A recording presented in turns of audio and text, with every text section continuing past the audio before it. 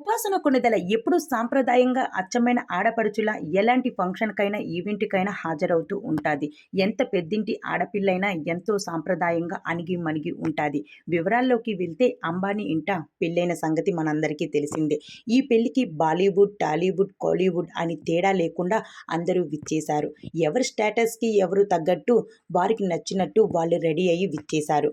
పెళ్లి కన్నా ఎక్కువగా ఏ సెలబ్రిటీ ఎలాంటి బట్టలు వేసుకుంటారు, ఎటువంటి జ్యువెలరీలు వేసుకుంటారా అని ఎదురు చూస్తూ ఉంటారు చాలామంది అభిమానులు. రీసెంట్‌గా ఈ పెళ్లి వేడుకలు సోషల్ మీడియా అంతా నిండిపోయాయి. అందరూ కపుల్స్‌గా ఎంట్రీ ఇచ్చేశారు. అయితే మన టాలీవుడ్ నుంచి మాత్రం రామ్ చరణ్ అలానే ఉపాసన ఇద్దరు కూడా ఎంట్రీ ఇచ్చేశారు చాలా గ్రాండ్‌గా. కానీ గతంలో ఉపాసన మీద చాలా కాంట్రవర్సీలు వచ్చాయి. కానీ అవన్నీ ఏమీ పట్టించుకోకుండా పక్కన పెట్టి ముందుకు సాగిపోతుంది.